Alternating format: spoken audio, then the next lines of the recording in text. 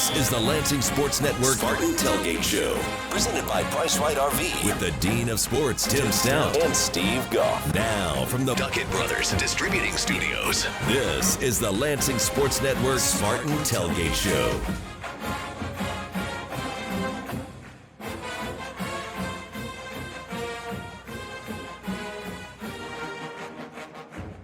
Coming to you from the studios of the Lansing Sports Network, this is the Lansing Sports Network Spartan Tailgate Show, presented by Price Right RV on Classic Rock 94.9 MMQ and 1240 WJIM, Lansing's Big Talker. Let Price Right RV show you how to experience all Michigan has to offer in a new RV. There's still time to get out and enjoy the outdoors this fall. Visit Price Right RV in DeWitt on Old 27 and PriceRightRV.com. Don't plan your vacation. Own your vacation with a new RV from Price Right. See Doug and his team and tell him we sent you. I'm your host, Steve Goff, from the Lansing Sports Network, joined by the longest tenured sports broadcaster in the state, Tim Staudt. Catch him on the Staudt on Sports radio show weekdays from 10 to 1, and of course on WILX weeknights. And the man holding it all together behind the glass, Brock Palmbush. We're here till 2 ahead of the 3:30 p.m. kickoff in our studios, powered by Duckett Brothers Distributing. They never drop the ball.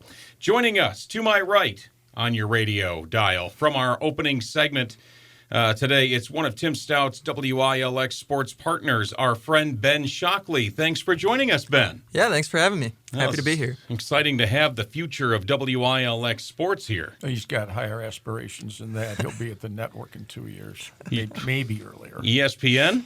That possibly. Oh. You never know. He might have his own show on our Lansing Sports Network. Well, Ahmed Fareed was with us. He does the Olympic Games. He's NBC's lead on the Big Ten pregame show. He was a Channel 10 guy, right? Ben, you have aspirations like that to go that high? That'd be cool. Yeah.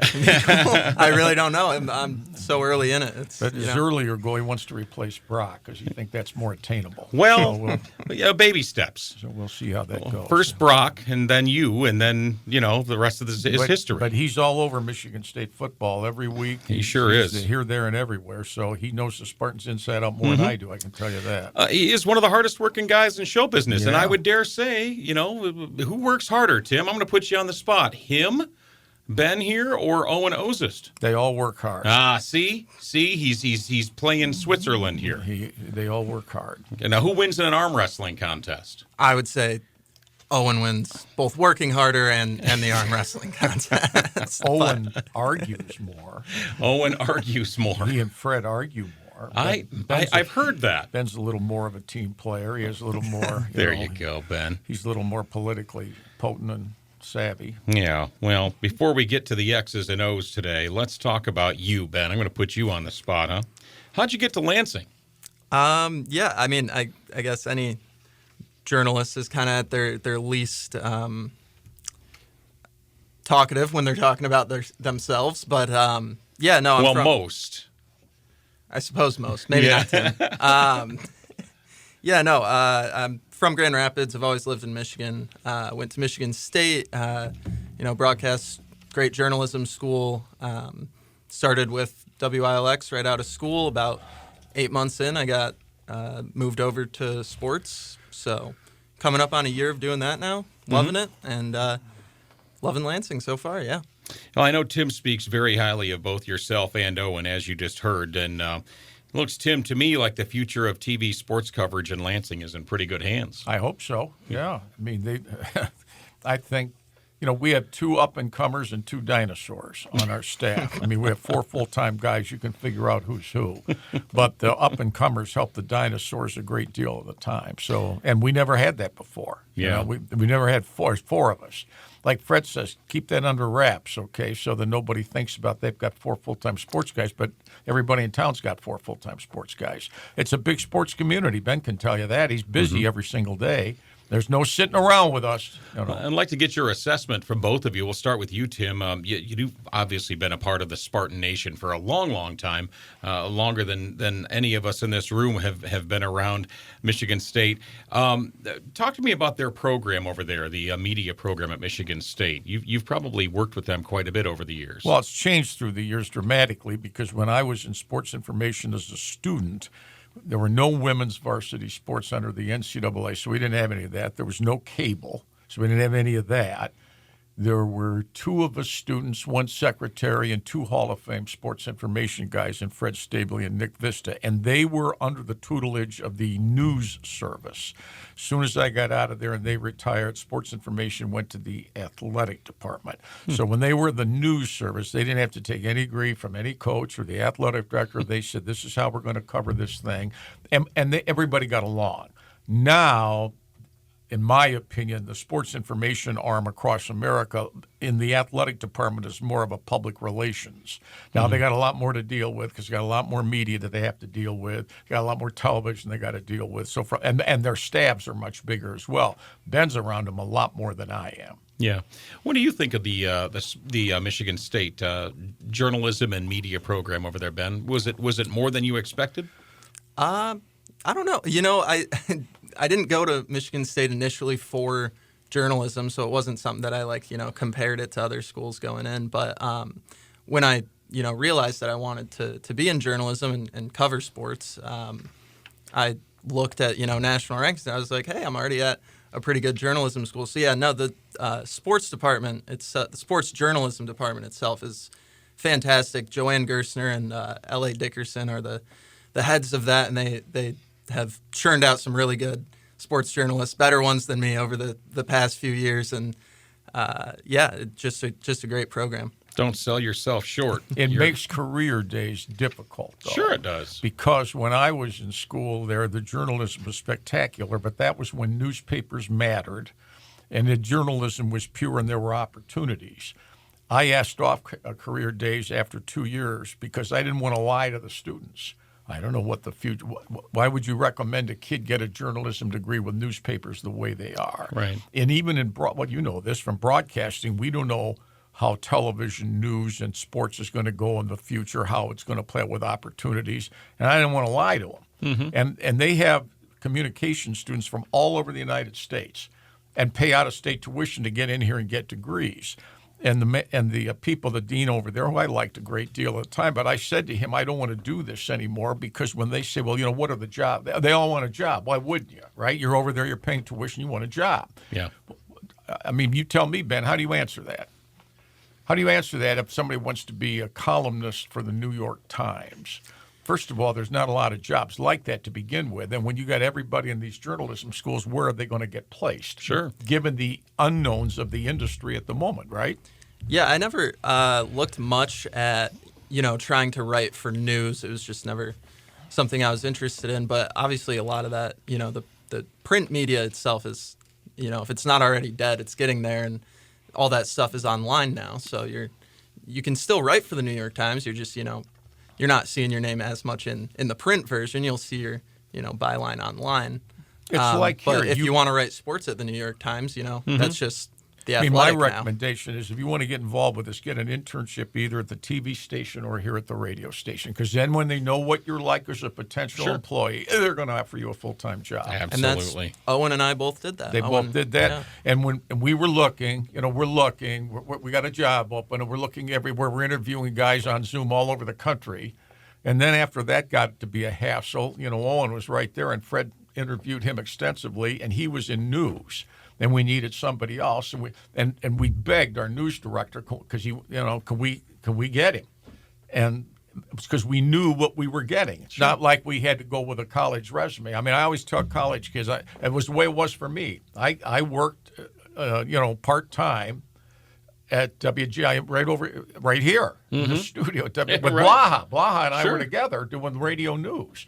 And then there was an opening came, so they knew who I was. And like I said to them, I said, if it doesn't work, get rid of me. And I came cheap, and that was a tremendous advantage. I tell students, if you're expensive, you're a bigger risk. If you're cheap, you're not a big hassle because you don't cost enough. We still haven't been able to get rid of him, but we're happy to have you, Ben. This is the Lansing Sports Network Spartan Tailgate Show, live today till 2 o'clock with a 3:30 p.m. kickoff. Well, guys, let's talk some football.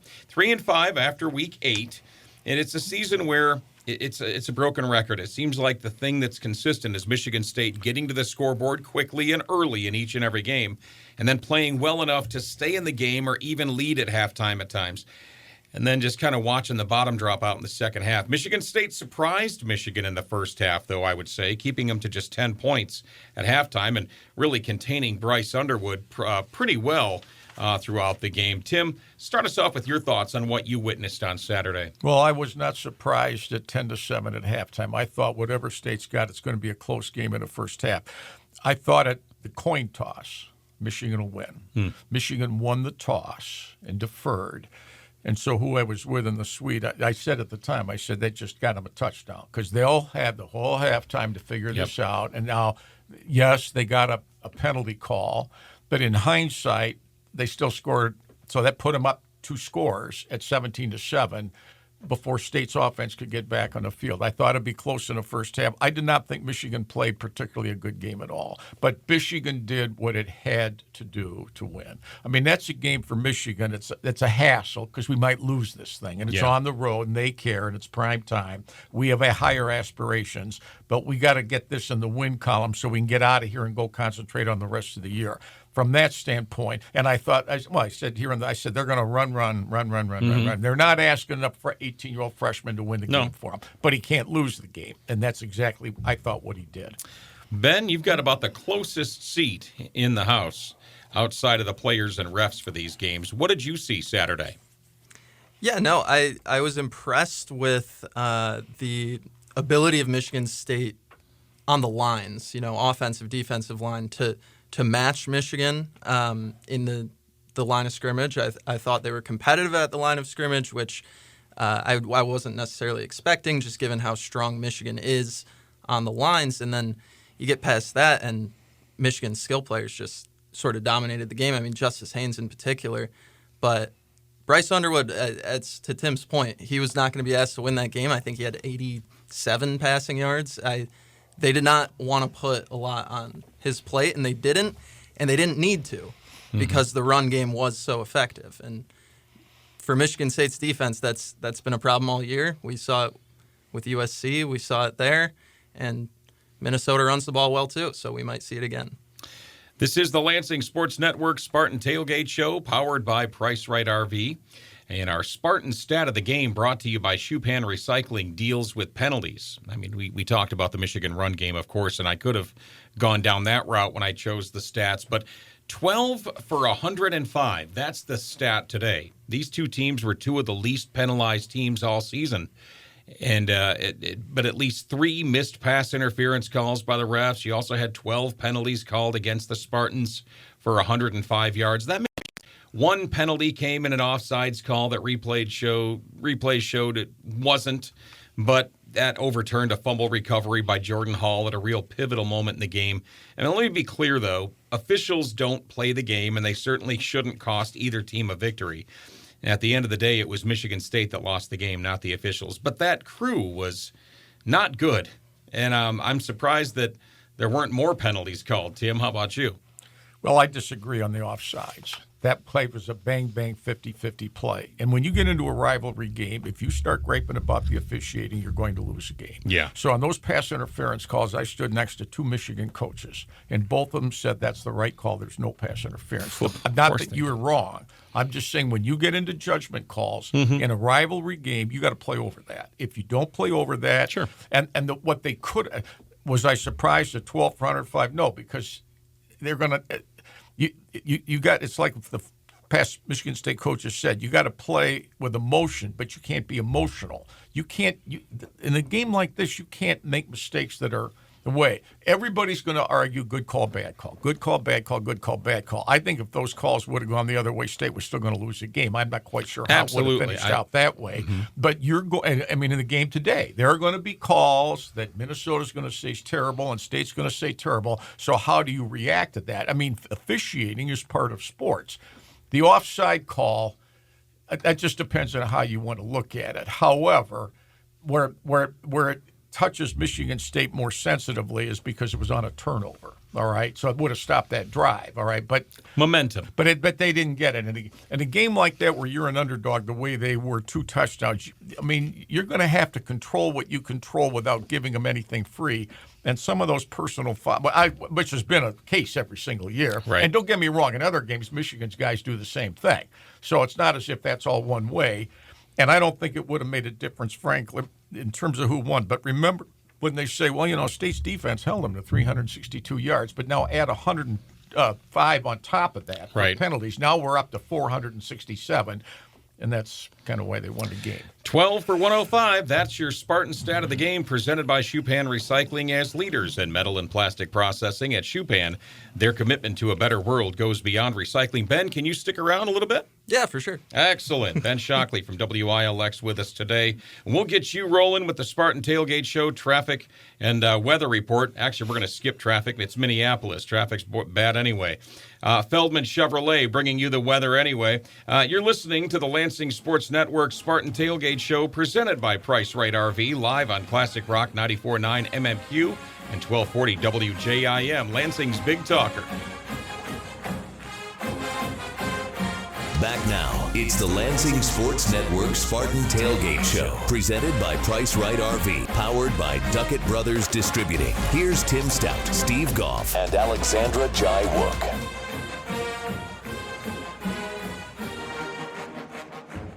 Welcome back to the Lansing Sports Network Spartan Tailgate Show, presented by Price Right RV. I'm Steve Goff, along with the Dean of Sports, Tim Staudt, and our friend Ben Shockley from WILX. If you guys are both here, who's holding down the fort? That's what I'm wondering. It's the weekend, so is Owen on call? Well, they're out of town. That's a big difference. Yeah, no, that's true. They're out of town. All right, well. But yes, he's on call. He anchors tonight.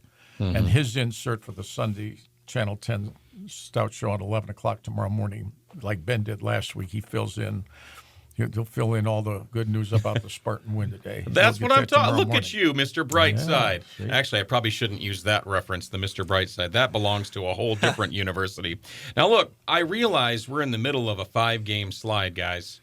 But the coach in me wants to talk about the positives. All right? The negatives are out there in the press and in the stands and such. But, Ben, I'm going to ask you, what positives can we take away from the Michigan game last weekend? Well, I think there's a couple things. I think the real big one is Joe Rossi on the sidelines. I think the change-up, bringing him down to the sidelines, injected an energy into the Spartans' presence out there that we haven't seen this season or really last season at all. It was, I think, the reason that the flag that was picked up when the pass interference was thrown in the end zone and Rossi goes out and he goes ballistic on the refs, I think that's what got the flag picked up. And there's, maybe if you don't have him down there, the refs don't, talk about that and pick that flag up. So him being on the sidelines, I think, is a big positive for MSU. I think it'll continue to make a difference, continue to energize the defense. And then the second thing is just, we just talked about the penalties, right? And the positive being you're not playing Michigan this week. You're probably going to eliminate some of those personal fouls, those after the whistle, too much emotion, like we talked about. Those are probably out the window, and we might see, a return to the Michigan State team that was very little penalized coming into that Michigan game. Yeah, absolutely. Great thoughts there, Tim. What positives did you take away from the Michigan State game? Well, I drove home and didn't have an accident at midnight, so that was good. I didn't get assaulted getting to the car. All those Michigan State fans that were disappointed. To his point, the rap on them is that there's no emotion on the sideline. And if nothing else, I'd bring Brian Lindgren down there too. I'd bring them both down there because the offense needs to know that this is not final exams down there, okay, so where it's so quiet. Not that that's the be-all, end-all, but the point being that if, get some position. And to me, this game today, who wants it more? Minnesota's got issues, okay? Who wants it more? Now, the fact that it's in Minnesota is probably advantage. Minnesota's 5-0 at home. But they only have one impressive, in my opinion, they only have one impressive win at home. And it was impressive, their last game with Nebraska, but they barely beat Purdue and Rutgers, and they're awful. Right. And they barely beat them in Minneapolis. And I don't think Michigan State, frankly, player for player, is worse than Purdue and Rutgers. So that's my sense about, but and I don't know this, we talked about it on the radio this last week, what's Michigan State's psyche right now? Does it matter to them? Does it not matter to them? Is that different with every player? I'll be curious to see who plays quarterback today. Well, I'd kind of like to see quite a bit of Alessio Milivojevic. I don't know about you, Ben, and your thoughts on that, but there seems to be a different energy that comes with him being in the game, a different dynamic. I'm not saying that they're better or worse. It just seems different when Alessio comes in. Yeah, and I think I do think part of his the success that he's had, when he's come into games recently, part of that is, it's the end of the game. Michigan State's out of it. The defense is just kind of sitting back. They're letting Michigan State take whatever they want underneath, and to his credit, Alessio's doing that. He's taking the open throws underneath, which we don't always see Childs do that in the course of the game. But I think I would like to see a little more of Alessio. I think I'd like to see him in a close game where the defense is really keyed in and really trying to stop the offense because it really matters that they get a stop. I feel like when you watch the offensive line, Tim, and it's a different look. When Childs is in there, the offensive line doesn't necessarily know where he's going to end up at the end of the play, and they have a hard time protecting. And a lot of it's a broken play to begin with. Yeah. I mean, I can't claim Childs is by far their best running back. I like the guy that ran for 100 and whatever it was last week. But now remember, he got 49 on one run. Mm-hmm. So the other 13 runs got 50 yards. All right. So, I mean, I think you got to look at that. To the point, he has made a lot of his yardage late in the game when we're just trying to get the game over. I don't know whether I would, because when I think about Childs, what if he plays like he did at Indiana today? What if he gets in there and hits 20 in a row? Yeah. Do you want to give that up? And my guess is Indiana's defense might be better than Minnesota's defense. I mean, look, either way, but so what do you do to shake things up a bit? I claim week to week to week. What is Michigan State going to do that their opponent, whoever it is not expecting? All right? If they do the same thing over and over and over, teams can predict that. I mean, I would tell Minnesota, look, if Childs plays today, you have got to contain, which Michigan did. You got to contain him in the middle. That's where he gets knocked out of the game. The other guy I don't think has played enough for me to know when the game's on the line how he's going to fare when the game's on the line. Is it time, do you suppose, that maybe they put Childs out wide and let Alessio play quarterback? I thought about that. Yeah. Why not? Is there another position he could play, even if it's not full-time? Can you put him in the slot? I mean, yeah, I'm not saying full-time, but like you said, certain play call. They do it in the NFL all the time. What if they're both on the field at the same time? Let's come up with something new, which to me, that's coaching. All right? I'm not saying that's what they should do, but I thought about that. Yeah. You got a good athlete that doesn't, then now he's not benched, but we're going to try to use his skills in another way. Do I think that'll happen? Absolutely not. But I don't know who's going to play today. And suppose Childs starts. How long will they go with him if they struggle? What do you think, Ben? We haven't seen them, pull Childs when he's struggled. And like Tim was saying, against Indiana, when Childs is good, he's great. Yeah. We just haven't seen it over the course of even a full game from him. Consistently, and so, I struggle even to put Alessio out there, even if you're down, 21 in the second quarter, because when Childs turns it on, he turns it on. Now, a lot of those passes were short, and they were designed to keep Indiana's offense off the field, and it worked. Because Indiana only had it 3 times in the first half. Of course, They scored a touchdown every time. Yeah. They never punted. Efficient. They only had the ball a few times, and they did score every single time they had the ball on State's defense. But they were never on the field because State's offense I could tell Cignetti was furious about that because he knew if our defense plays like this moving forward, which it didn't against UCLA last week, we're not going to get to where we want to go. They have to have their offense on the field. That's their strength, okay? And Michigan State, to its credit, kept their offense off the field. The only problem was when they got on the field, they went right down. Now, Minnesota's not Indiana, believe me. Well, they're not Michigan either. No, they're not. I mean, you look, they beat Rutgers by 3 at the buzzer. Purdue is in last place and should have beat them in Minneapolis. So, I mean, where you think about them is they hammered Nebraska at home 2 weeks ago, 24-6. So same thing. Is Minnesota going to show up like the Nebraska game today, or are they going to show up like they've struggled in other games? Well, they lost last week pretty big. They got drilled. On the road, they've been crushed. California beat them 2 touchdowns. Ohio State blew them out by 6, and then they lost 41-3 to Iowa. But those are on the road. So now at home, what's Minnesota's mindset today? Where are their guys? Are they dislodged? Do they not think this is a hard game today because we're playing Michigan State? I don't know. I mean, I would think Fleck, knowing him in 9 years, off a loss, especially playing at home, he wants them back and going. And he has to believe we can play with Michigan State. They're a game away, a win away from being bowl eligible. Does that play into their Well, they got a bye week next week, and then they're going to Oregon. No. Okay. Doesn't get easier for them. I mean, the one they figure that they're going to win is the last game at home in Wisconsin. That they have that as their last game. But then they go to Northwestern after Oregon. Now, can they beat Northwestern? I'd say, yeah, they could, but they might not. Yeah, Northwestern's like Minnesota. They play well at home. So I would advise them to get it today because they're going to get a week to prepare for Oregon in prime time on the road. And I see another 42-3 coming up with that one, too. Well, you said Minnesota barely beat Purdue and Rutgers, but how many more conference wins does Michigan State have than Purdue and Rutgers? But they didn't play Purdue and Rutgers. There you go. True. They haven't played. I mean, ask yourself this. You want something positive. How many teams, you tell me, in America, let alone the Big Ten, could go to Southern Cal, could go to Nebraska, all right, could play Michigan at home, all right, there's 3. And lose all of And them? then lose at Indiana. Could you lose at Southern Cal, Nebraska, and Indiana on the road and then get beat at home by Michigan? How many teams could do that? The point being that they aren't losing to Rutgers and Purdue. They're losing to good teams in the Big Ten, with the exception of UCLA. And hanging in there that's pretty where well. all this hassle started for the most part was UCLA. That's where this thing hit the panic button with these fans. This is the Lansing Sports Network Spartan Tailgate Show presented by Price Right RV. Time now for our Coors Light Making It Look Easy play of the game. This one courtesy of Mackay Frazier.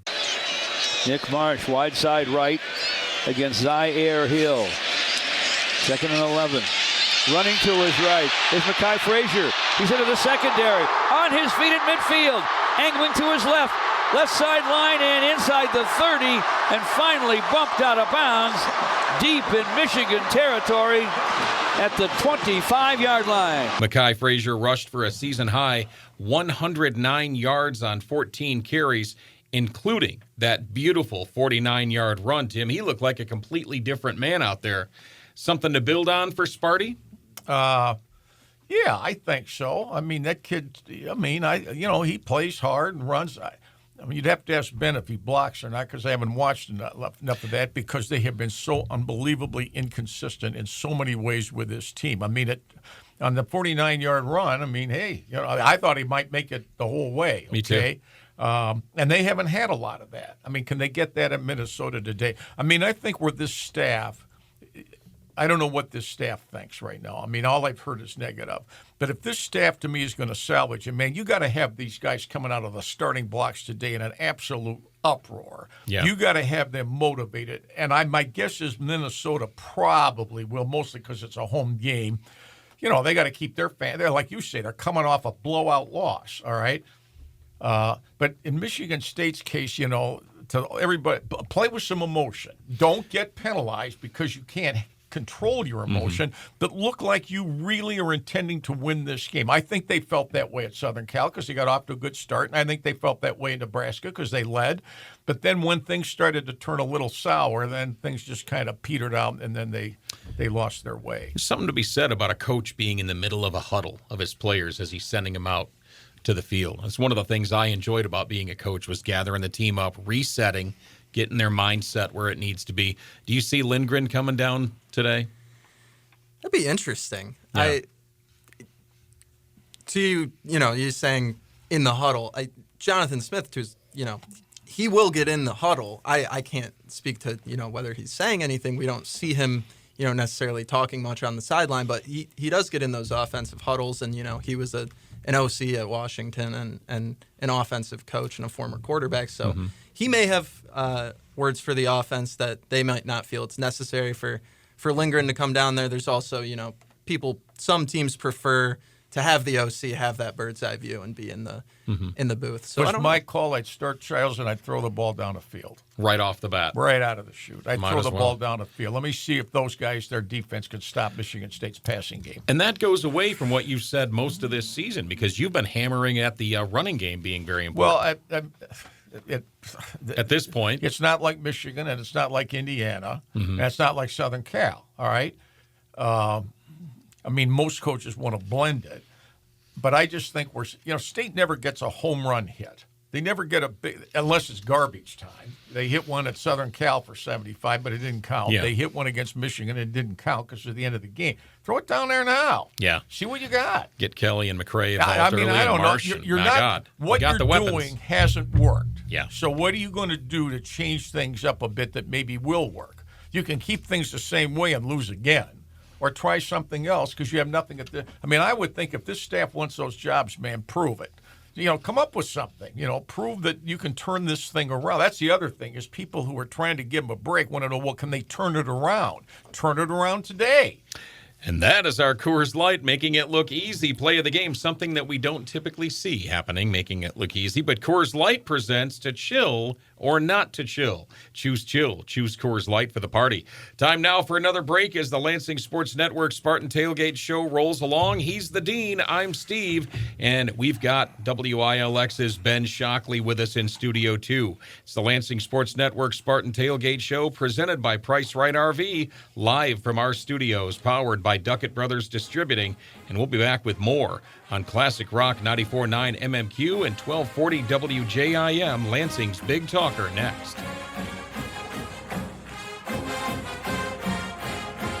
Back now, it's the Lansing Sports Network Spartan Tailgate Show, presented by Price Right RV, powered by Duckett Brothers Distributing. Here's Tim Staudt, Steve Goff, and Alexandra Jai-Wook.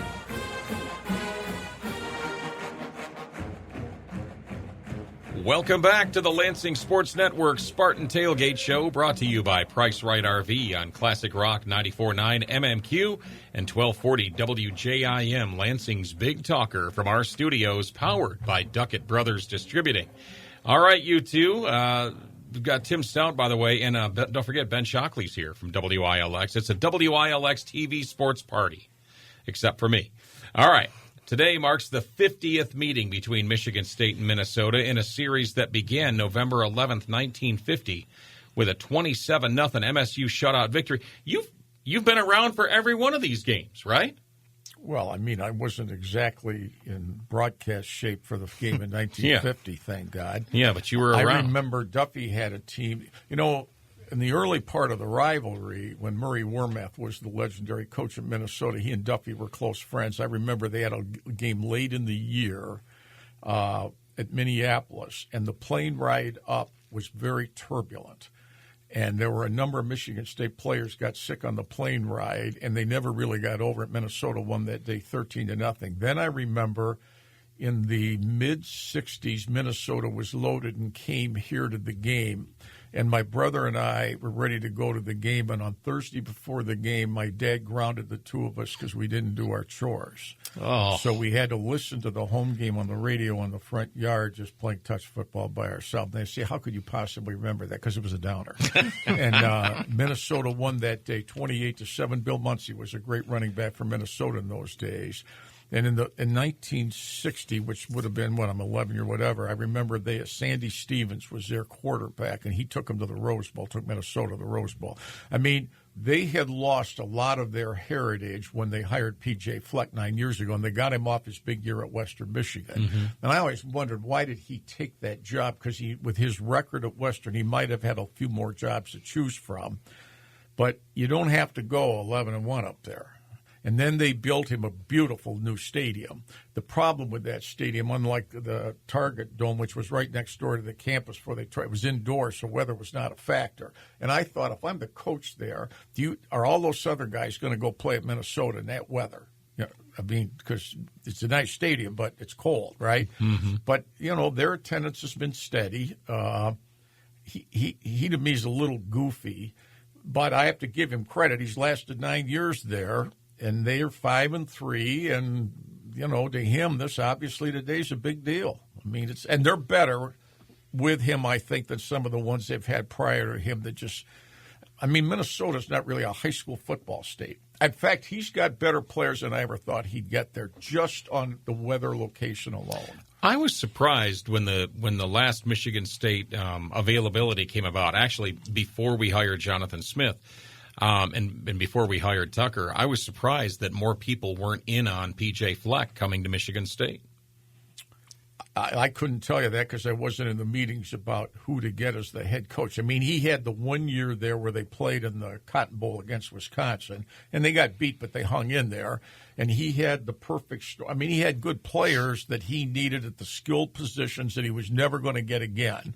And, you know, they went undefeated and got in there, you know, in the thing and lost the – but that he's never going to do better at Western. Mm-hmm. They're never going to be able to pay him more than what he is, so he's going to have to jump on whatever it's going to be that he did. I was surprised that of what he might have had, that the Minnesota job was available. And whether Michigan – I don't think State had a coaching opening at that point, 9 years. I don't know. They had a lot of, but I don't think – D'Antonio was already at Michigan State. No, I mean right before he was hired – right before they hired Tucker, I kind of thought that maybe they would give a look to Fleck, even though he was at Minnesota. He was another Big Ten school. Then now the cost is going to get involved with this whole thing. You know, we got to get him out of there. And he's but he's not a native Michigan guy either. You know, he kind of came up through Florida, which is why again I wondered about Minnesota, but. He stayed there. You know, if you could ride the rapids with these guys, which Michigan State does not do with the exception of D'Antonio, the guy, if he can just kind of, if you could, you know, some of these schools are not like LSU where you got to win every game, or Penn State where you got to, if you can just kind of hang in or be competitive, which they've done with him, right? They haven't been spectacular, but they haven't been a disaster for the most part either. But I want to see him play today because I tell Fleck, you've been here 9 years, you're 5-3, 5-0 at home. If you're not going to beat them now, when are you going to beat them again? They're 0-5. When you're consistently an 8-win or 7-win program, and that's what the fans expect, you know, you're probably in a pretty good position there. Well, I mean, look, they played on Friday night against Nebraska, and it was close for most of the game, and then they broke it open. And I gave Minnesota credit because Nebraska going in was hot, and they dominated the game, especially in the second half.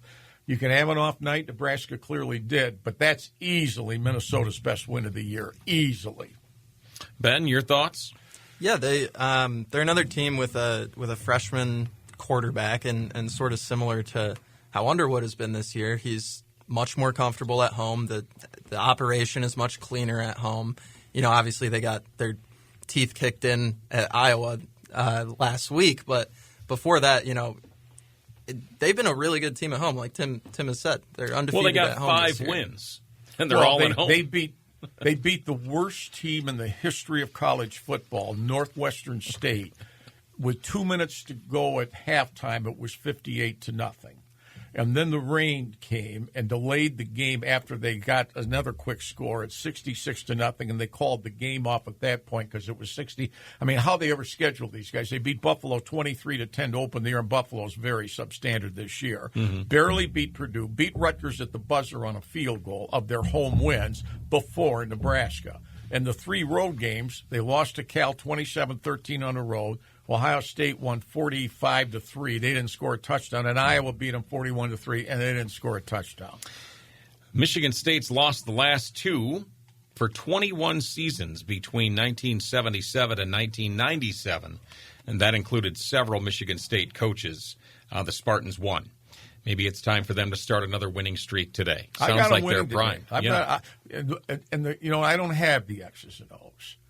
I just can't believe these guys are going to lose 6 straight Big Ten games. That's my whole thing. Now, if they were playing Ohio State, then that's different. That's different. If they're playing Oregon, then that's different. But they're not. They're playing Minnesota. I just cannot believe the law of averages is going to send them to defeat again today. And I'll tell you what, if they lose today, then, because I've been holding out on Jonathan Smith, I'm kind of in the category that he only has had 18 games, right?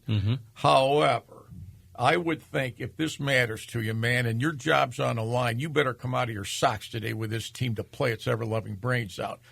And I don't know that he has to play a great game to win, but what are you going to do off the last 5 games with the people feeling the way they do that this is Michigan State and we're better in this and we're going to show it today. His demeanor is one, and you're in all the press conferences, Ben. I see you there and after the games and such.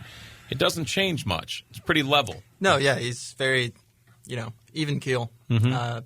You could never tell based on, just looking at his face whether the Spartans, won by 20 or lost by 40. It doesn't change. I'm sure there's positives to that. Do you feel that in order to be successful, you've got to have the fire of a Joe Rossi?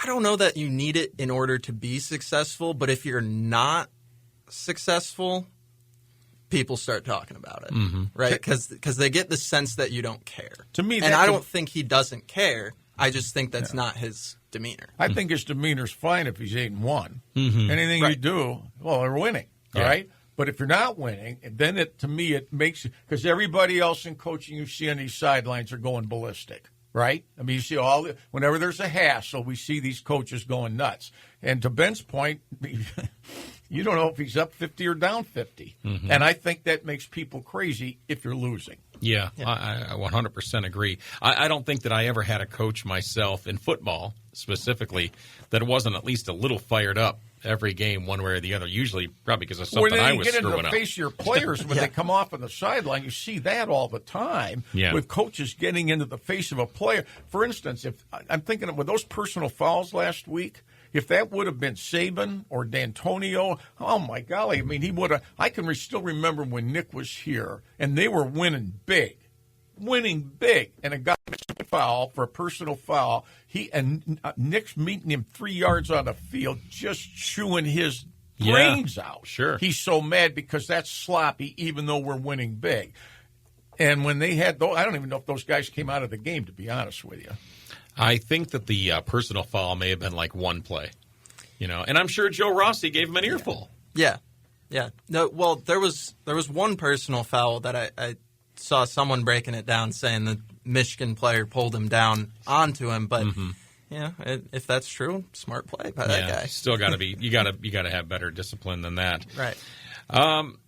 All right, well, it's the Lansing Sports Network Spartan Tailgate Show presented by Price Right RV, and we're rolling along. Time now for the G.L. Wilson Heating and Cooling Spartan Injury Report. G.L. Wilson Heating and Cooling in Lenox, because comfort, like football, is best enjoyed when everything runs right. Now, here's what I'm going to say. Earlier this week, Engineer Tim ran into Luka Vincic on the campus of Michigan State University. Almost literally ran into the poor guy, although Engineer Tim, looking up at Luka Vincic, he was on his crutches, and Tim asked him, don't they have a cart to get you around? He's like, nah, I'm okay. Poor guy's on his crutches, so he's obviously still out, but recovering. Brady Pretzlaff out for the season. That was a big loss. I thought Brady was playing really well. The young man doing great from northern Michigan area. Also keeping an eye on Stanton Rammel and Jordan Hall right up till kickoff. And, of course, earlier this week, Coach Smith ruled out Ben Roberts as doubtful with a lower body injury. So injuries have affected the Spartans quite a bit this season, Ben. What are your thoughts on that? Yeah, they have, and that's it almost seems like it's been the last 3-4 years of Spartan football. It's been a lot of injuries, especially on that offensive line. You mentioned Stanton and you mentioned Vincic and Ben Roberts, and I think the big one this week is Jordan Hall. I mean, we saw MSU's defense once Jordan Hall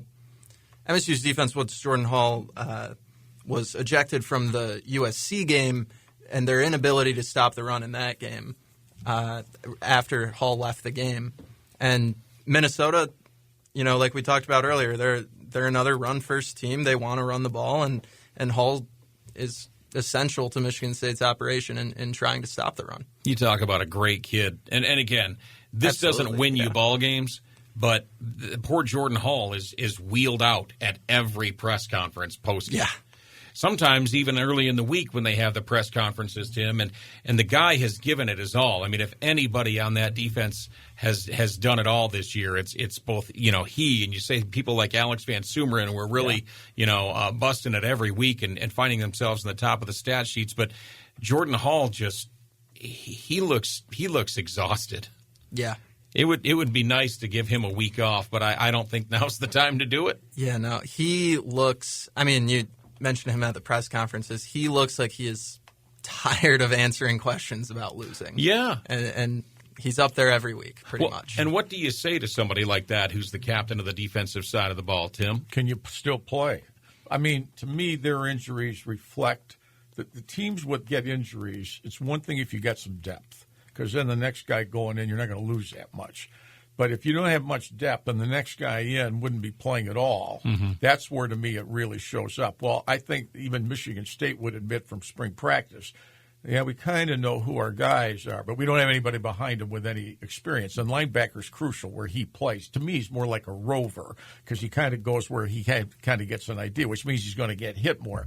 Now, whether he plays today and plays with any fire and whether he plays near 100%, I don't know. But when they lose a guy, it's felt because most of their second-string guys aren't what the first-string guys are. Yeah. And it shows. And you mentioned Pretzloff. He would be, next guy up if Jordan were to go.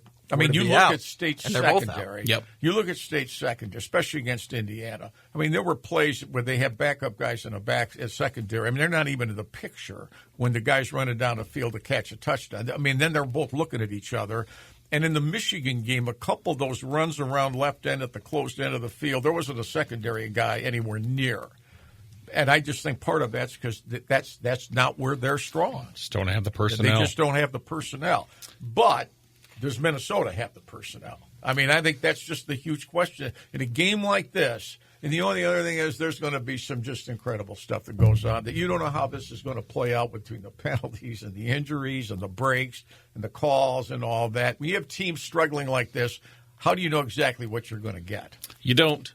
Until we get between the lines. Which makes it kind of fun, to be honest. It does. With you. This is going to be a great game Unless today. you're betting the game. That's a totally different segment. This is the Lansing Sports Network Spartan Tailgate Show presented by Price Right RV on Classic Rock 94.9 MMQ and 1240 WJIM, Lansing's Big Talker. And that's your GL Wilson Heating and Cooling Spartan Injury Report. Kickoff takes place at 3:30 today. We're here till 2. Back to kickoff hour number 2 of the show here in our studios powered by Duckett Brothers Distributing. Next. Back now, it's the Lansing Sports Network Spartan Tailgate Show, presented by Price Right RV, powered by Duckett Brothers Distributing. Here's Tim Staudt, Steve Goff, and Alexandra Jai-Wook. Welcome back to the Lansing Sports Network Tailgate Show, presented by Price Right RV, here on the Lansing Sports Network, Classic Rock 94.9 MMQ and 1240 WJIM, Lansing's Big Talker. I'm Steve Goff, along with Tim Staudt and WILX's Ben Shockley. Brock Palmbush keeping us on the air, and we are live in our studios, powered by Duckett Brothers Distributing. All right, Tim. Let's do it. Let's break down the offensive and defensive keys to the game, fueled by Ohana, Asian American Sushi Restaurant and Bar. We'll start with the offensive side of the ball, and it's been erratic this year. It's been up and down all season. What things does Sparty need to do today to take control of the matchup? Well, they fumbled on the second play against Michigan, which cost them 3 points. A lot of what I always answer on this is the same thing week to week to week because the problems they have are the same problems week to week to week. I mean, I think it would be nice if they have one game where the two running backs are so effective that when Childs throws it, nobody's expecting it because they've been running the ball so well. Now, it's naive to believe they can just do that ad nauseum today. I don't know. And it's hard for me to believe that the key is going to be Childs having a big game because I don't know whether he's going to play. I have no reason to believe he won't play. But, take out all the other stuff that has to be the same thing. Like Ben said, can we cut down the penalty yards from 105 down to 40? Can we do that? 65 more yards in a game like this might be crucial. How are they going? To me, can you manage the game the way you did at Indiana, but you score more points instead of 13? Can you manage it just like Indiana, but you score more than 13 points? What do you think about the offense? Yeah, no, I think Tim's right on. The problems that they have show up week after week, and I think just in general, offense or defense, are they going to show up in the third quarter? Are they going to show up in the early fourth quarter? That's where we've seen Michigan State fall short I guess, over the course of this season, over the course of last season, they're 0-5 in the Big Ten, really because they haven't played a second half all year, at least all conference schedule. So it's showing up in the second half. It's putting together drives like you had in the first half at Indiana, where you can have a half with 4 possessions and still be effective and keep the other offense off the field. Tim, do you think there's enough? Let's compare it to the DeWitt roster, who you always give Coach Zim a hard time for having so many coaches. Do you think if Brian Lindgren comes to the sidelines, he's got enough guys up top? Well, it can't hurt him. But do you think he's got enough people up top with the bird's eye view? Well, I don't know how they assign what they assign, and I don't know who does what and says what and analyze. I don't know anything about that. The angle on Rossi was to stir it up and give these guys some fire one way or the other, so they just don't wander over there and then wander back out, and it's like you're going to the library. That was the angle on Rossi, that it looked like how you play matters over here, so good, right, bad, or indifferent. Let's get some I mean, that's an emotional game to begin with. So for me to just say bring him down to the – so what are you going to do down there? Are you going to help down there? Are you going to get involved with all this? The public doesn't know during these games whether these coaches correct mistakes with the players directly. They don't see them at pregame. They don't see them at halftime. They don't see them nobody knows that, right? But they see what they see on camera or in person, and they don't see a lot of interaction. If you're winning, who cares? But they're not winning. So why don't they have that?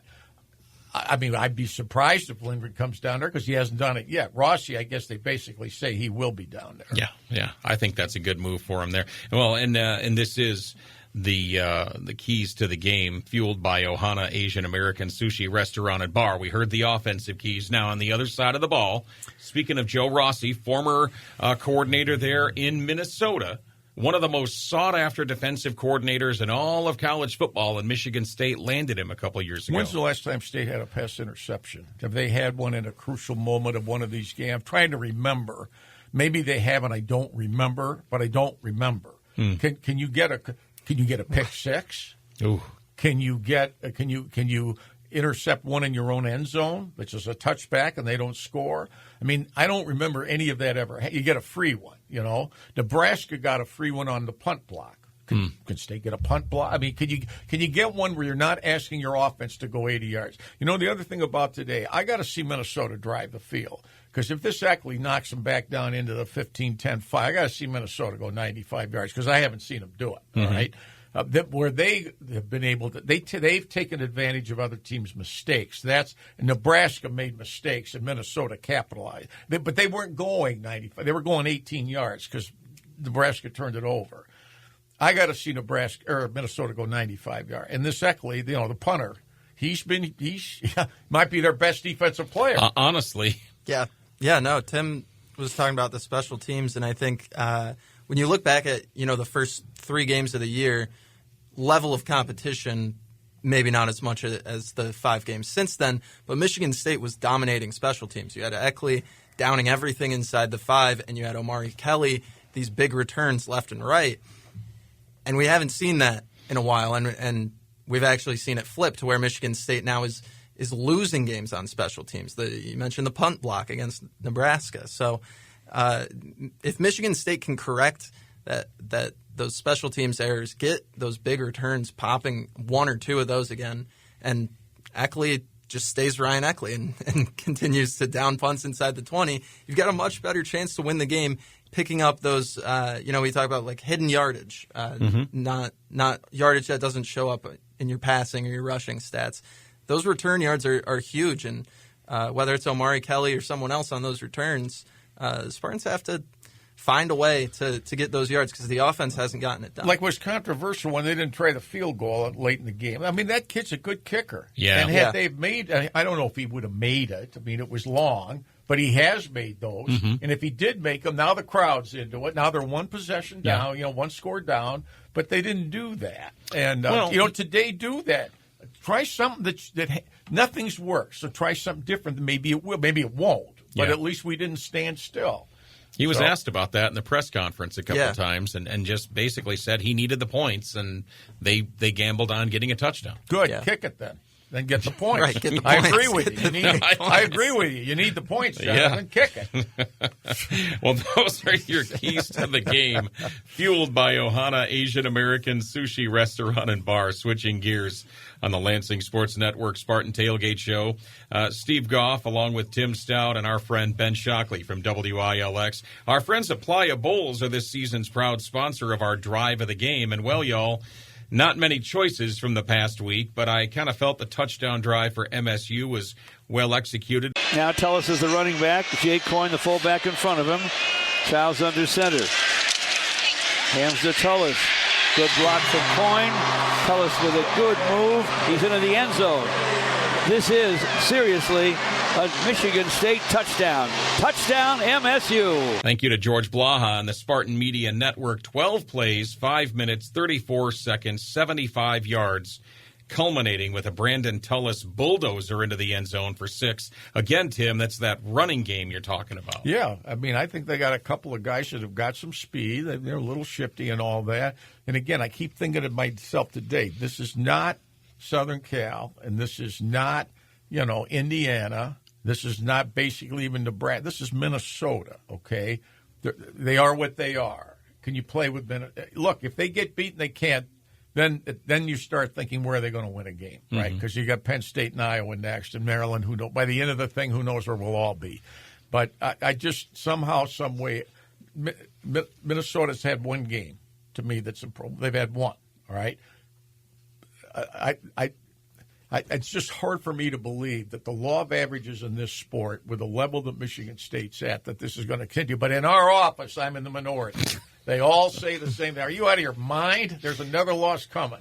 2/3 of the way through the season, Michigan State needs 3 of these last 4 games to be bowl eligible. They need to win 3 of those 4. Do you see any way for that to happen, Tim? I don't think I'd even bring this up with your players. Just try to. I'm not asking you to bring it up with the players. But just see. Let's just see what you can do today. And Yeah. then you that's got a good strategy, too. Then you got a bye week. Okay, then we can get into all of that other stuff. But the whole thing is in front of us right now. This is the mission today. Bo always used to say that all the time. Just this the most important game we're going to play all year is right here, right now. Right now. That's what he said all the time, and he was right. And for State especially, don't think about all that. You got to try to win one, and then we'll go from there. Well, it's easy to say that, and it's also easy to tell the players not to pay attention to what's happening when when people are talking about them in the press and things of that nature too. But they're going to do it. They're going to think about it. Yeah. They're going to hear the chatter. So how do you keep them focused on this, Ben? I don't know. I'm not. I have never coached. You don't want to think about it from coach's perspective. But like he says, they're night owls. They hear all this stuff, see all this stuff. But my argument about winning 3 out of 4 is you're telling your players we expect you to lose 1. Well, they want to win every game they play. They don't want to. Don't tell them to win 3 or 4. No. That means that means they're going to have to lose a game. Well, we don't want to lose a game. We want to win every game we play. I mean, I think you've got to.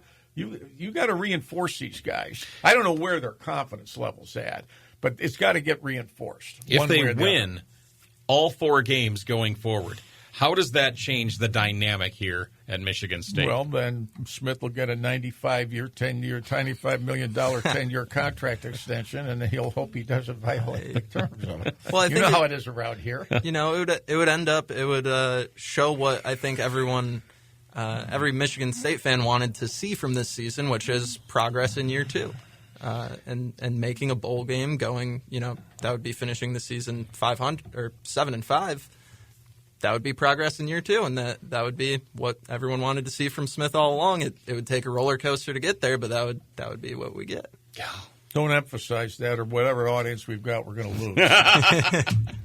That's our drive of the game presented by Playa Bowls. Grab your friends and dive into Playa Bowls, where the beach meets the bowl. Time for a timeout and a weather update courtesy of Feldman Chevrolet as the Lansing Sports Network Spartan Tailgate Show presented by Price Right RV continues live from the warm and friendly confines of the Duckett Brothers Distributing Studios, where we've got a couple of big surprises coming up in just a few. Ben, thanks for joining us today. Yeah, thanks for having me. Tim Staudt, thanks for joining us today. Classic Rock 94.9 MMQ and Lansing's Big Talker 1240 WJIM. Back after this.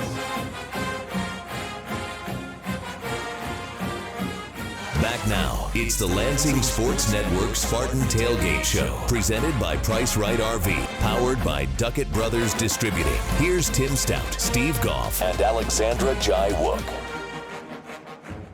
We're back on the Lansing Sports Network Spartan Tailgate Show, presented by Price Right RV from our studios, powered by Duckett Brothers Distributing. I'm Steve Goff, and with me is my office mate, my good friend, Spartan Media Network broadcaster extraordinaire and studio host for the MSU football games as well. He does it all, folks. Dalton Shetler on the phone with me, or in the studio with me. Sorry, I'm jumping ahead of myself, Dalton. Thank you for being here, by the way. Of course.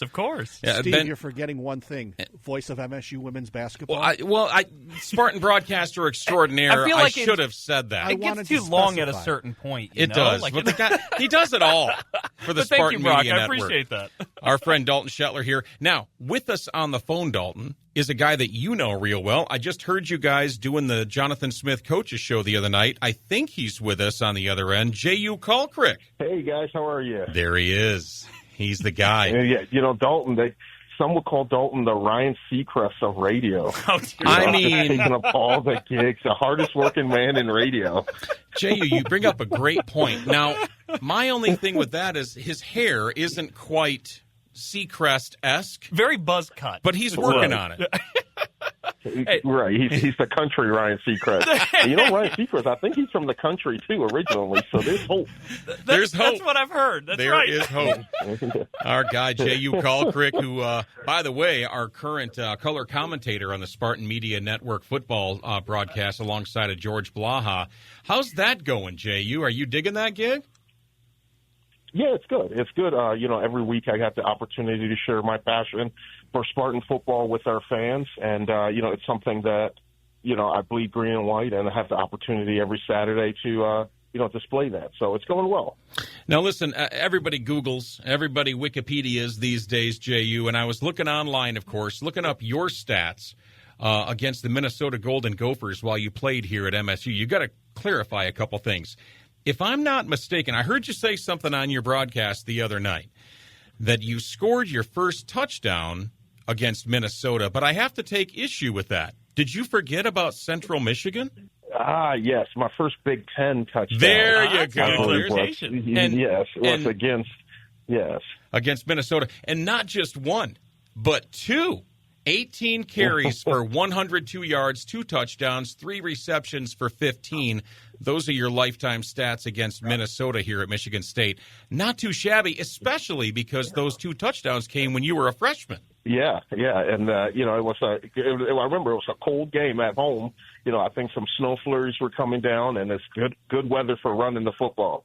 Man. I was going to say, I remember there's a pretty good story that you love to share too, J.U., of your first touchdown and how excited you were when you were going to cross the end zone, and you had this idea, but it didn't quite work out the same way when you celebrated it. Yeah, in my mind, because in high school, my high school coach was so strict, and you score a touchdown, you hand the ball to the referee, and you get off the field. So when I was going to do a dance, I'm going to do this, that. And so when I finally scored my first touchdown in college, I just had my arms out and just spun in a circle because I didn't know what to do. And so it didn't work out as it was in my head. They thought you were glitching, as the kids would say these days. Still looks cool, though, right? Still looks cool. You scored, still looks cool. So this is the Lansing Sports Network Spartan Tailgate Show, presented by Price Right RV. Minnesota on the docket for us today. Kickoff time is 3:30. We're on the air till 2. Steve Goff with Dalton Shetler and J.U. Colcrick on the other end of the phone with us. J.U. in Minnesota getting ready for tonight's game. J.U., what are you seeing out of this Spartan team from your bird's eye view this season? Yeah, I see a team that's searching for identity offensively and identity defensively. What type of football team are they? Are they a team that can control the offensive line and run the football to have success in order to open up the passing game?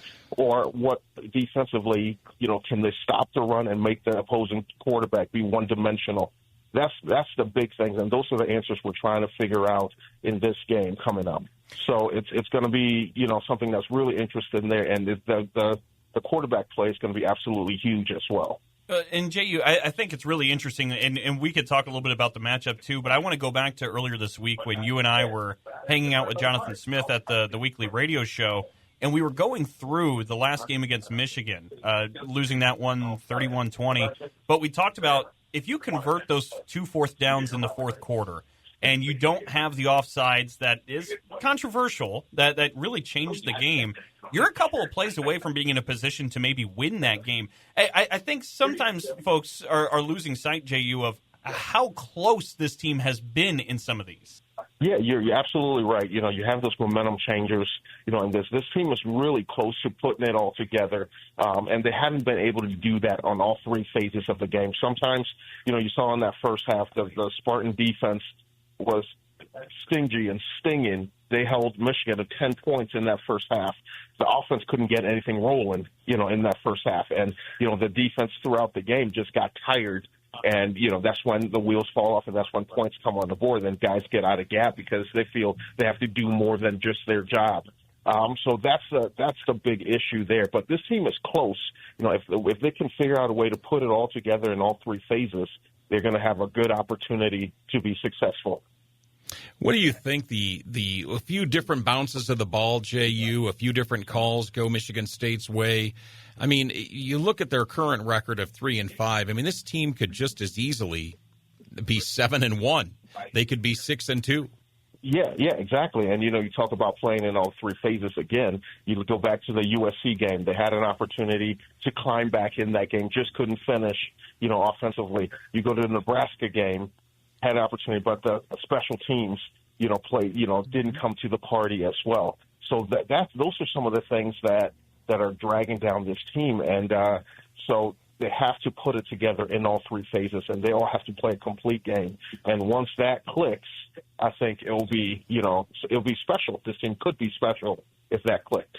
It feels like this game against Minnesota, what really needs to click well is offensively. Getting the ball out maybe pretty quick, because this Minnesota team comes in 3rd in the Big Ten, 10th in the country at sacks per game, north of 3 a contest. How critical is it to not just protect the quarterback, but maybe even have a game plan that just doesn't have the quarterback sitting back there for long, gets the ball out quick? It's very critical. When you play a team that's aggressive like Minnesota is, rushing the quarterback, bringing in external pressure, you have to use that offensively. You have to utilize your screen game with your running backs, but also you have really talented guys on the outside. Utilize your wide receiver with now passes, tunnel screens, get the ball out of your quarterback's hands quickly, and those are high percentage throws that's going to build the quarterback's confidence as well. What do you think about when Michigan State brings Joe Rossi to the sidelines last week? Do you think that perhaps they should do the same with Coach Lindgren this week? Do you think that makes a big difference, JU?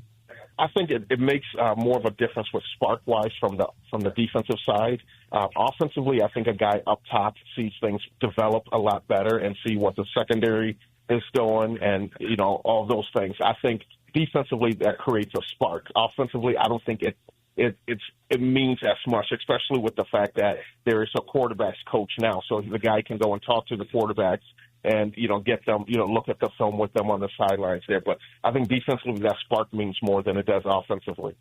What do you do as a player, as a leader on this team, perhaps somebody who's been there more than 1 or 2 seasons so far and perhaps several different coaching regimes? What do you do as a leader to talk to your teammates and get them fired up for the rest of the season, the last third of the season, to try to end on a high note and finish strong? Yeah, I think those guys that are leaders on the team should, they need to go have a players-only meet and look everyone in the eyes and see who's bought in and who's there for the duration of the game, of the season. You got to have we have 4 games left ahead of us.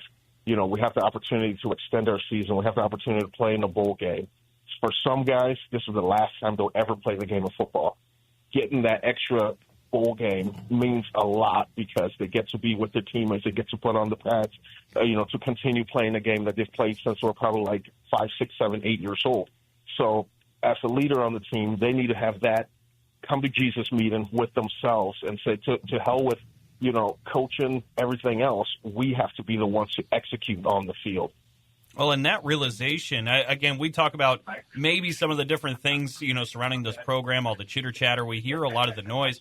I think that's lost right now is there is an opportunity with these last 4 games to go out and win and maybe even see what you could still make in extending that season. But, JU, I want to talk about the defense for a moment, too, because you talked about, for Michigan State, we haven't seen all 3 phases of the game come to the party at the same time. And it feels like I keep equating it to my golf game, JU, where if I'm hitting the long ball well, I'm not chipping well. If I'm chipping well, I'm bad off the tee box. Like, I'm having a hard time. Offense, defense, special teams, trying to get it all together. The defense, though, in the last game, especially that first half against Michigan, thought you saw some real bright signs. Yeah, definitely did. And the defense, they fire on all cylinders when they bring external pressure, when they bring the corners on blitzes, when they bring the linebackers on blitzes, because what that does, it forces the quarterback to, 1, get off his spot, 2, get the ball out of his hands quicker, which will help the secondary out, because there's a lot of times in the secondary you see that lack of communication and that confusion. But if you send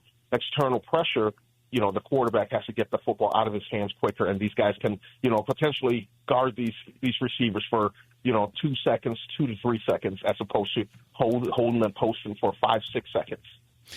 J.U. Kalkrick, Spartan legend, had that great game as a freshman. I bet he's hold on to that for a while. That's some good stuff there. J.U., thanks for joining us today, my friend. We want to talk to you again as soon as possible after a Spartan victory this weekend. How's that sound? That sounds great to me. Look forward to it. That's J.U. Kalkrick. Go White. Dalton Shetler in the studio with me. It's always great to catch up with J.U. Can you stick around for a segment or two? Absolutely. Let's do it. Excellent. Dalton Shetler, Spartan women's basketball broadcaster, Spartan Media Network impresario. He does it all, the jack of all trades, joining me today as we are live in the Duckett Brothers studios. And oh my, I see somebody outside of the studio walls that's going to join us in a second. We are live on 94.9 MMQ and 1240 WJIM, Lansing's Big Talker, and back after this.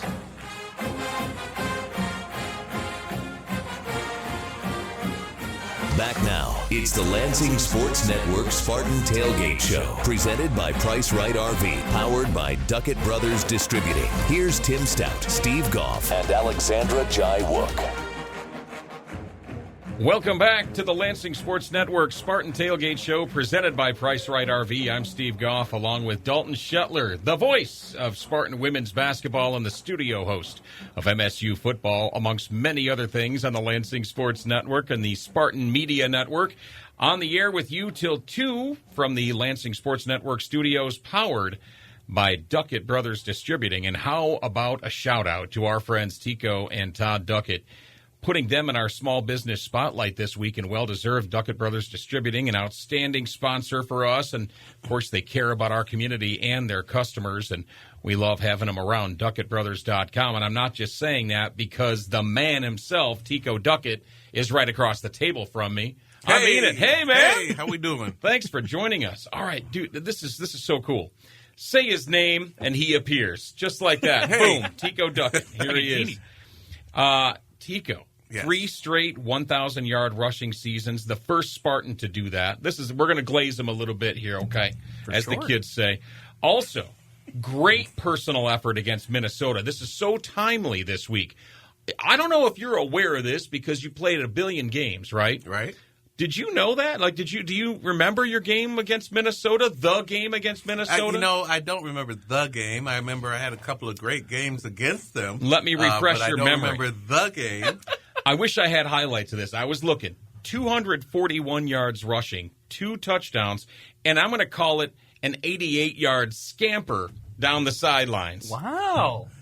Do you remember? I do remember. It's starting to come Yeah, back it's now. right. Now I'm it's like, coming back to you. I remember the scamper for sure. Yeah, 88 yards. Yeah, I remember that week I received an award, AT&T Long Distance Player of the Week. I Nice. remember that. Nice. Yeah. What do you remember about playing against Minnesota themselves? Minnesota was one of those teams that we always counted in the win bracket. It was just the way it was back then. And we knew we could run the ball on them. You know George's philosophy, if we throw the ball one time, it's one time too many. Yeah. So, it's just we run. And so that's kind of, I just remember running on them, obviously, 241 yards and had a great time. And yeah, I remember that. Yeah. What I should have done, Dalton, is I should have looked up Todd's stats, TJ's stats. Oh, and done a comparison? Again, done a little side-by-side. Yeah, I would still win. Yeah. We don't even need the numbers. Right? No, we don't need the numbers. Well, I love the fact that you're here. Sure. It's an interesting year for the Spartans. Since the last time you were in the studio, it's been a while since the Spartans have seen the win column. Do you think they turn it around this weekend? This weekend would be the weekend to do it. They have a chance to turn it around. We're waiting for everyone to gel together. This could be it, and it's teed up perfectly for us. So. As a great running back yourself, I was pretty impressed after this last game against Michigan. Mekhi Frazier, what he was able to do, over 100 yards on the ground.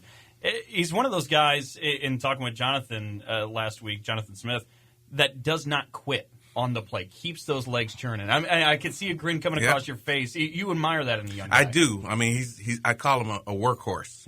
He's going to run. He's going to get stronger as the game goes on. He can block. He can catch. He's a full running back, and he's young. So I'm hoping he sticks around and we can see his growth. Yeah, absolutely. And being a running back from a time when again, we didn't pass the ball much. Right. Who was your quarterback back then? First year, let's see, my redshirt, Bobby McAllister, then Dan Enos, and then Jimmy Miller. And then Miller and Mill the Thrill kind of shared. Yeah. Well, and Jim is an analyst. Yes. Obviously knows the game of football very well and has done great things there. And you said Dan Enos, great coach. Yep. And Bobby McAllister, he was a pretty athletic quarterback. Very athletic.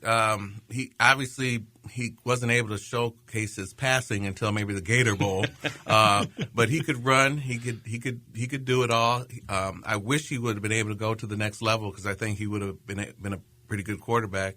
But Bobby McAllister was tough, and then Dan Enos I think was the toughest quarterback I've ever played with. Really? I mean, this guy. He hit me in the head a couple times. Like, come on, let's go. And I'm looking, and the guy's tough. He's always bleeding. He runs the ball. He was the toughest quarterback I ever played with. It's so funny to hear these stories, too, because recently we were talking with Courtney Hawkins on the network, and he had said, I keep trying to tell these receivers, if George would have let me catch a couple of passes, if we would have thrown the ball, I would have rewrote all these records. Right. But you had so many great running backs back then. Absolutely. I remember the first time Andre Rison came out to practice, and we had just played a game, and I think we passed twice. So Andre Rison came out Monday. He had a neck brace, elbow pads. He put in hip pads, and he had all the gear. He said, "I'm just blocking." He's like, "That's all I do is block." And of course, what did Coach do? Get out of here! Kicked him out of practice, and it was like, It's true, Coach. We don't really pass that much. Well, to a degree, though, doesn't it feel like Michigan State football is somewhat at its best? It's part of the blood. At this point. I think that's just part of our DNA was toughness. And it's just toughness, and put your head down and fight the guy across from you, and that's what it was all about, being tough. And I think George instilled that. It probably went all the way back to Duffy. Just being tough, blue collar. We don't care, about our body that much, right? Grimy. Right. We just, we go at it all day. And like Coach used to say, bring a flashlight and a lunchbox, We're going to be here till it's done. Well, before you got here, Tico, we were talking with J.U. Kalkrick, and I know you know J.U. Absolutely. Man, Dalton, can you imagine these two guys suiting up today in the backfield? You talk about all the bruising and the fighting and the grimy. That's grimy's the word Jay's been using all throughout the season. Okay. So that's sure. It feels like part of just the lifestyle. That's part of our DNA. Absolutely. So as bruising running backs with speed, do you kind of feel like the Spartans need to lean on that a little bit more? This is how I think of it. We're in a transition still. We first year, last year, we're all learning the system. This year, if you look at Aiden, he's better than last year, but he still has a way to go. So we're in the middle right now. So I think we just keep doing what we're doing and try to get through this season, and the next season would be the season that we expect. But that's tough for the fans. It's tough for a lot of people. But being a player, understanding athletics, it's only been a year and a half. So we got to give him an opportunity to show us what he can do. Some patience. That's my opinion. In this day and age, it's gratification right now. I mean, you can be 71% winning and still get fired these days. So, I mean, maybe I'm old school, giving people an opportunity to shine, but that's my opinion. Let's keep winning or learning and go from there. Well, and I think that's, kind of, again, a part of the Michigan State philosophy, though, right? That's the MSU mentality to, if you face adversity, to find ways to overcome it. And that's where some of the best Spartan stories come from. And I'm curious because anybody who's ever played sports has faced adversity. Michigan State football right now in some adversity, a 5-game losing streak. If you go back to some of the times where whether you were in the green and white or you were in the pros, when you faced adversity, how did you and the team overcome and come out of that? I'll tell you what, I was part of a losing season my senior year here. My junior year, we had 24 people get drafted off of the team. Wow. And so that left a huge gap. So we struggled. And basically, Coach Perlis had to put a team back together without a portal. And so we just had to rally together. It's always a team effort. Even in war, if you're losing, your buddy next to you is still your guy. So that's how it is now. Everyone has to stick together, not point fingers, and just know that, we're all in it together. And let's get through this season with at least a couple of more wins. That's all you'd ask for, right? Hey, I wanted to switch gears a little bit off the gridiron. And when we were talking before we went on the air, you were bringing up some stories about some friendships that you've got with some guys that played from that university down the road. And last week, before the Michigan game, you and your brother Todd you have a great thing going with the Battle of the Houses. Mm-hmm. Talk to me about that a little bit. Well, it's a great story. I'll make it short. Todd his son had a hole in his heart and had to use the Ronald McDonald House services. And without that, I don't know what they would have done. So when that was all over, he decided he wanted to do something to raise money for that. And then all of a sudden got another big idea. Hey, let's partner with the Ronald McDonald House in Ann Arbor and do this battle. And it went from there. And it's just amazing that every year it gets bigger and bigger. And more people want to participate. And I can imagine, 2, 3, 4 years from now, it's going to be even a bigger deal. And right now, I think, they're close to raise almost $200,000. So I'm thinking, it'll be up to $500,000. And at some point, it's going to be a big deal. And if you've experienced it, you'll know what it's all about. Well, and let's talk specifically now about the Spartan community, because I know this area means the world to you. And you and Todd, I always want to say TJ. I you call and him Todd, TJ too. Yeah, I'm like, hey, come on, buddy. Come on, man. I grew up. Yeah, TJ. Yeah, exactly. But you guys with Duckett Brothers Distributing, doing great things in the business community. And what is it about this area that's so special to you? I think it's the people. Ever since my first day here in recruiting, it's been the people. It was the people then, and it's the people now. Everyone's genuine.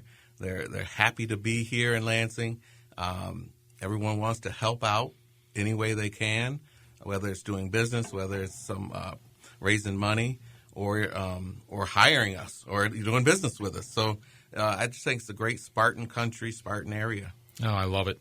Duckett Brothers Distributing, one of our big sponsors here on the Spartan Tailgate Show. We appreciate that. Can you stick around for one final segment with us? Absolutely. Okay, all right. He's got to put his football cap back on and get us some X's and O's ready. Time for another break as the Lansing Sports Network Spartan Tailgate Show rolls along. He's Dalton Shetler from the Spartan Media Network. I'm Steve. He is Tico Duckett. You know him. This is the Lansing Sports Network Spartan Tailgate Show, presented by Price Right RV in our studios that are powered by Duckett Brothers Distributing.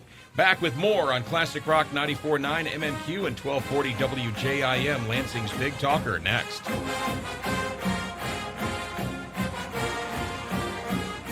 Back now, it's the Lansing Sports Network Spartan Tailgate Show, presented by Price Right RV, powered by Duckett Brothers Distributing. Here's Tim Staudt, Steve Goff, and Alexandra Jai Wook. Welcome back to the Lansing Sports Network Spartan Tailgate Show, presented by Price Right RV in the Duckett Brothers Distributing Studios on Pine Tree Road. Happy to be here today with my friend Dalton Shetler and my friend Tico Duckett from Duckett Brothers Distributing. Gentlemen, Minnesota is in our sights. I think Tico should suit up today just to get the guys let out of the tunnel. Maybe take a few snaps. Just on the 1 yard line. I'll take it on the 1 yard line. I like that. I like that a lot. Oh, yeah. MSU in desperate need of a win, guys. The first step in regaining the confidence of Spartan Nation starts today. It's a long way to go with some folks. There's a little bit of a concern there in Spartan Nation, but today I think is a pretty good opportunity for us to establish ourselves and that we're going to turn this season around. Well, and that's the word I keep coming back to is opportunity here, because obviously, I mean, we've laid out some of the adversity, and there's no doubt about it. You kind of have to look at it in the face. It's a 5-game losing streak, and you kind of had hoped for maybe a little bit more. But we also have talked about this team's had chances, and it's put itself in positions. We go back to that Michigan game. A couple of fourth down failed conversions. A couple of penalties maybe go different that were a little questionable. Could be a different outcome. Like, you're in position. You are close. Now, that's a lot of shoulda, coulda, woulda. You've got to make plays. You've got to execute. But you're not far away. And so I think with the opportunities in front, you're talking about a road trip to Minnesota today. You're talking about a home Penn State game where we don't really know what Penn State is right now. At Iowa, that's tough. At Kinnick Stadium. Always. And then wrapping it up against Maryland at Ford Field. And those are real opportunities for this Michigan State football team to kind of right the ship. Absolutely. Spartans remind me of the Lions, the way the Lions used to be. They always got right there, had opportunities, something would happen, and then we lose. And so that we have to work on that, and we're just not there yet. I think we're a year away. Yeah. But today is going to start the transition. Watch for Nick. Watch for Aiden. They've been waiting to explode. I think this will be the game. I like to hear that. They are a slight underdog today. Final thoughts on how this game unfolds and how it ends, Tico? Well, I think we're going to start out fast, and I think we're going to end up fast because I think now's the time. We have nothing to lose, and we are talented. We are a good team. It hasn't gelled, but I think it will today. Do you think that they should try to establish passing or running game first? You know, I think in this situation, maybe the passing game. Open that up, and then the run game will be there. Because we know what the passing game's like. Oh, yeah. So if we can light that up, I think we'll see a new Spartan team. I like that. Yeah. Final score prediction? 31-28. Ooh, I like high scoring affair. Very nice. Yeah. Very nice. All right. Switching gears to you now, Dalton. You've had the opportunity to be up in the bird's eye view in the press box and host the studio show there. Observations and how you see this unfolding today. Well, I think actually I really agree with Tico, and I think when you're talking about this matchup against Minnesota, I mean, what they're strong at is on their defense. They're able to stop the run really well. They get after the quarterback. They're 10th in the country when it comes to sacks, as we mentioned earlier on. So I like the idea of letting the pass start and finding your playmakers. You have Nick Marsh, but you also have Omari Kelly. You have Krishan McCray, big play McCray that we could see get a little bit more involved. You talk about the tight ends. You mix in Jack Velling. There's a lot of different things I think you can do in space, and I think that's the focus today offensively. Find ways to get the ball in space to your playmakers, and I think that could be pretty successful. And Tico had mentioned starting out strong and start out quick. Michigan State this year, at 8 games through, 6 of those 8 games they've scored on their first drive. And so you've seen what Brian Lindgren and the staff have been able to do out the gates. Really looking forward to see if they can't catch that momentum and see what it turns into for the Spartans. Final score? I'll go 28-24 Michigan State. Everybody's picking State. I love it. And I'm saying 27-13 MSU. Oh, double them up even. Yeah, okay. wow. Let's go. Nice. Tico Duckett from Duckett Brothers Distributing. Thanks for joining us, my friend. Thanks for having me. Dalton Shetler and I here, we're going to roll off some sponsor names for you. Want to thank them for making today's show possible. Go ahead. Yeah, big thanks to Tailgaters Duncan Sunoco, Jersey Mike's in Okemos, Uptown Cheapskate, The Nut House, AC Hotels by Marriott, Lansing Brewing Company, Carpet Studios Flooring America, Harrison Roadhouse, Coors Light, Groesbeck Golf Course, Ohana Asian American Sushi Restaurant and Bar, Duckett Brothers Distributing, Woo! Yeah! That's right. Playa Bowls. Chupan Recycling. GL Wilson Heating and Cooling and Lennox. Feldman Chevrolet. And that's a wrap for the Lansing Sports Network Spartan Tailgate Show presented by Price Right RV. Lots to soak in. Almost time for kickoff. Thanks to my co-host once again, Tico Duckett, legend here at Michigan State. Also on his way to being legendary announcer status, Dalton Shetler. We also had our friend Ben Shockley from WILX. We had your broadcast colleague, J.U. Kalkrick, on the air, and he'll be on in just a little bit. Who else was here? Tim Staudt was here, too. I don't know, that guy is. By the way, he picked Michigan State 22-21. There you go. I forgot to add Tim's, 22-21. Absolutely. My good friend, the guy you just heard, Brock Palmbush, rocking the ones and twos behind the glass. Our engineer, Tim, doing great work on our social media coverage. You can look for Lansing Sports Network on Facebook, YouTube, X, and more. Give us a follow. I'm Steve Goff. Join us 2 Saturdays from today as we get you ready for Penn State. Time TBD. And we will be live at Munn Field, shivering and bringing it to you with another edition of the Lansing Sports Network Spartan Tailgate Show presented by Price Right RV. George Vlaha, J.U. Kalkrick in the booth. This man, Dalton Shetler and Will Tiemann, hanging out in the studio, getting this Michigan State victory in the books against Minnesota. Till next time, for all of us at the Lansing Sports Network Tailgate Show, go green! Go white.